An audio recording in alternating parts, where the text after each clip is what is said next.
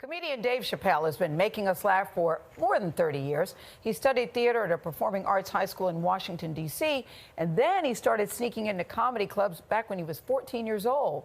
His career exploded after the Chappelle Show on Comedy Central, but he suddenly abandoned the show at the height of his success. Now he is back with a three-part stand-up comedy special. Chappelle often shies away from interviews, but he agreed to sit down with us for a chat you will see only on CBS this morning.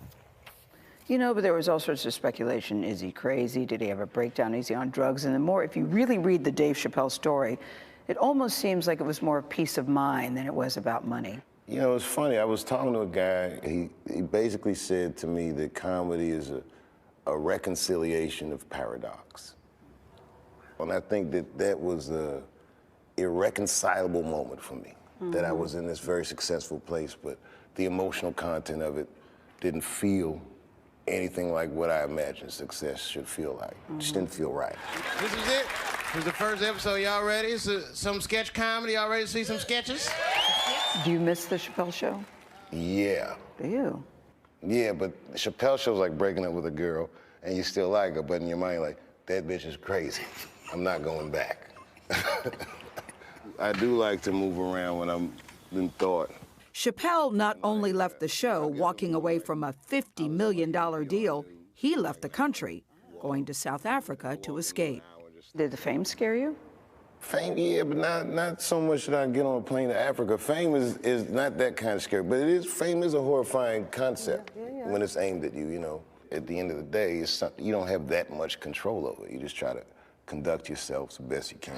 I started doing drugs when I was little, just like you, fella. For 2 seasons, his best was Comedy Central's Chappelle Show. Critically acclaimed and wildly popular. Is anyone up for a game of basketball? I want to talk about Prince, because that show is still one of the funniest ones. And then we tried to get Prince, and we were like, yeah, we got this sketch, and it's about you, and Prince was like, no. He was just like, no. But then he saw the sketch, and he loved it. Yeah. Game. Blouses. It was complete coincidence that the weekly sketch came out. He got inducted into the Rock and Roll Hall of Fame. But even when you walked away in 2005, you were still working. It's just that we didn't know all the things that you were doing. You really stayed low. I found an altitude I was comfortable with. You know, I found a way to do what I like to do and avoid some of the parts of it that I was uncomfortable with. What were you uncomfortable with? Well, I mean, if you look at me, right, physically, you know, now, I'm like 40 pounds heavier than I was when I did Chappelle Show. Welcome, everybody, to the Chappelle Show. And people are like, how did you gain all that weight? By resting and eating and paying attention to myself. I have actual relationships with my kids. I've been all over the country touring all my life, but I never saw anything. Now I've seen everything. I could talk to people. I had time to stop if someone said they liked me. It wasn't like I'd brush past them like, I don't want to hear it. I had time to stop like, you do? You know what I mean? It's like, it was just like the way that I engaged the world was different. I'm starting to get to a point where like I'd like my life to mean something. Like when he came to Allen University in Columbia, South Carolina. He wanted to talk to the students. It's okay to be afraid, because you can't be brave or courageous without fear. The idea of being courageous is that even though you're scared, you just do the right thing anyway. So in 2004, I walked away from $50 million. And in November, I made a deal for $60 million. So. Welcome back home. Man, thank you. Yes, brother. sir. Yes, sir. He also went to the church named after his great-grandfather, a piece of his family's history he wanted to explore. Hi. I'm here to bail out my buddy. Oh, okay. Well, while you're here, you do fit a description. Chappelle's own history is rooted in stand-up comedy. He started performing when he was only 14. Do you remember when you got your first laugh? Yeah, first night I was on stage, I can remember who introduced me. I can remember what my introduction was. I can remember the whole thing. Let me hear. This guy named JT Newton, he said, You know, folks, everybody starts somewhere. And tonight, this young man is doing stand-up comedy for the first time. He goes, and who knows, we may be witnessing the birth of a star. Please welcome Dave Chappelle. That was it.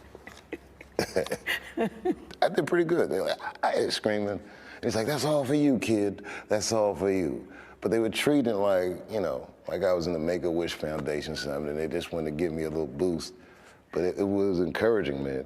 And it felt so good. You know, you'll go through a million bad nights to get those good ones. 3 days ago, this was a place where animals lived and Tonight, it is a place where human beings will get drunk and throw up. His good nights now involve juke joints, part concert, part party, and all day. DJ B Nice. You never go to a party where everyone shows up at the same time. But the juke joint is the kind of party where everyone shows up at the same time. And we start and we finish the night together. And it's just like, it's a very eclectic crowd. What do you want us to feel in there? It's like, you know, love and camaraderie and kinship, you know. It's just a reminder, like in my town, it's so small, you throw an event like that in town, it's the big dance. You know, I've been asking myself, why is it that Dave Chappelle, apart from all the money he has, he chooses to stay in a small town, you know? And I came up with a conclusion that, you know, there's some people that they don't like fame, you know, they just like to live as a normal person. So they prefer to go live in an area where people see them as normal people, you know, people don't see them like superstars or like famous individuals or famous celebrities, you know. They choose to stay in an area that people just see them as normal people. And I think that is why you see, that might be one of the reasons why you see Dave Chappelle chooses to stay in the area that he's living in.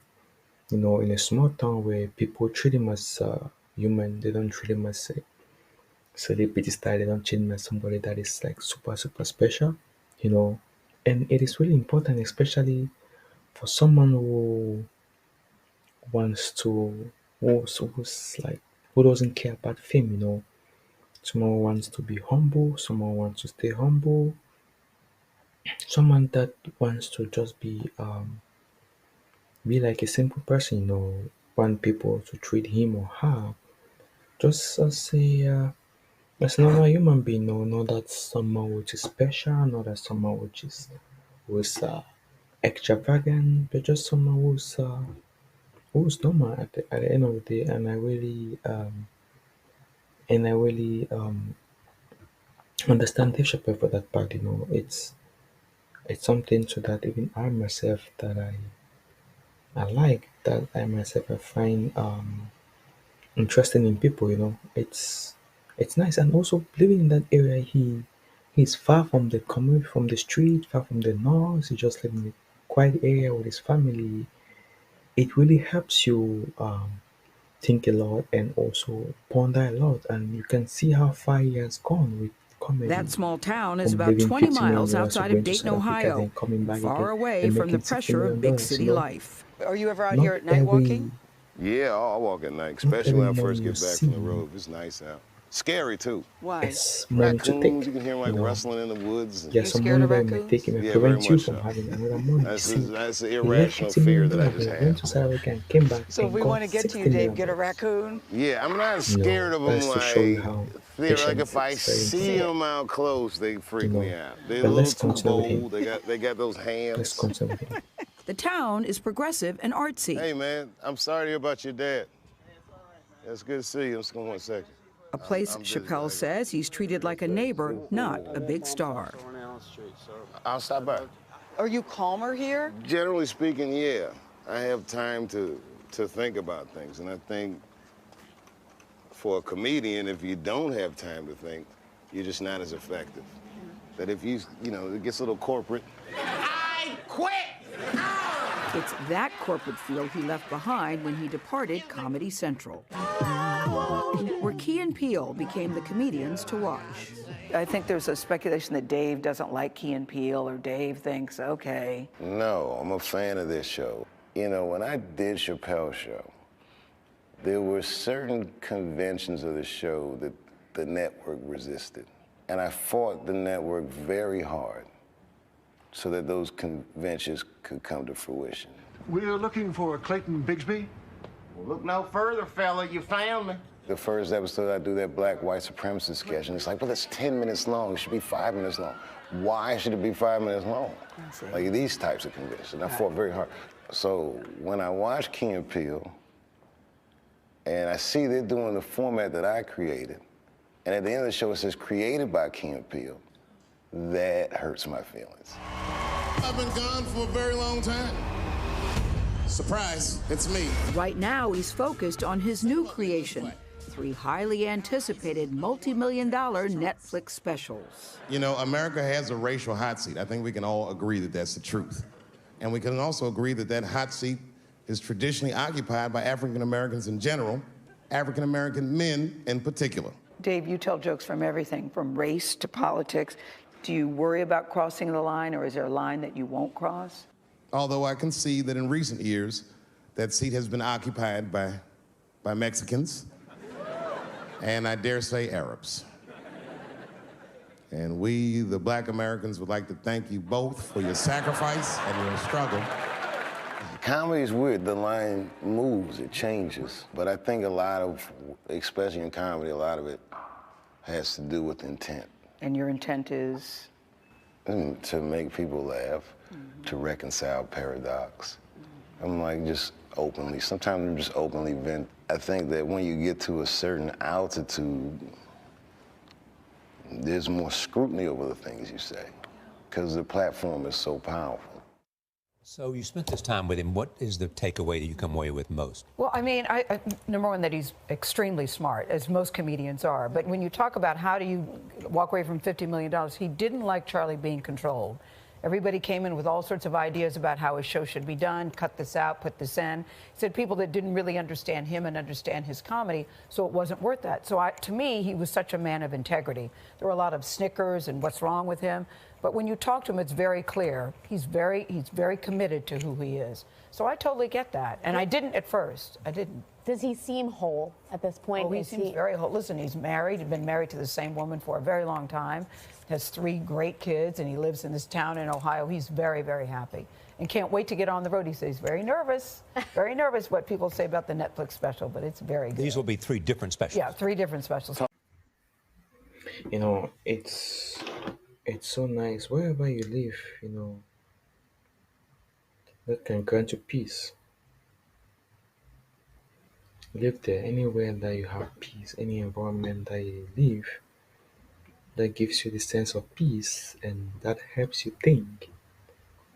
It is very important, you know, stay there, you know. And Dave Chappelle living where he lives in Ohio really helps him connect with his neighbors, helps him bond with his neighbors.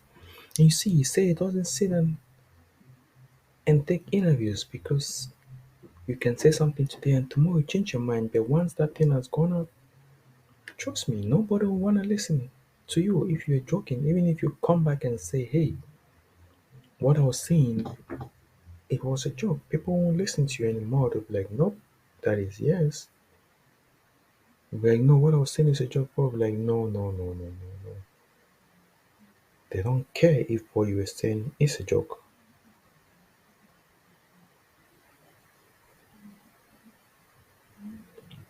They'll be like, no, we don't care if what you were saying is a joke.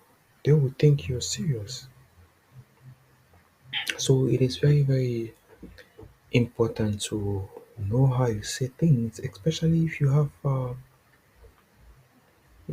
plans in changing your mind later. You know, it's very, very important to be cautious on how you say things and how you go about saying it with people. You know. And I really agree with Dave Chappelle. He doesn't sit and do comedies because he might say something today and tomorrow change his mind. And once he has said that, people won't believe in him anymore. So, and it will be difficult to convince people back. And that is something that Donald Trump that it was possible for that he did. So, and It's difficult to convince people back though. It's always nice to um, stick with your words, and avoid, especially you being a public figure, it's nice to avoid a lot of interviews and prayers because, especially interviews though, because they might make you say things that you come back later and deny and try to change your mind, and it's already too late or too difficult. So it's it's always nice to um, it's always nice to take less interviews. Thank you.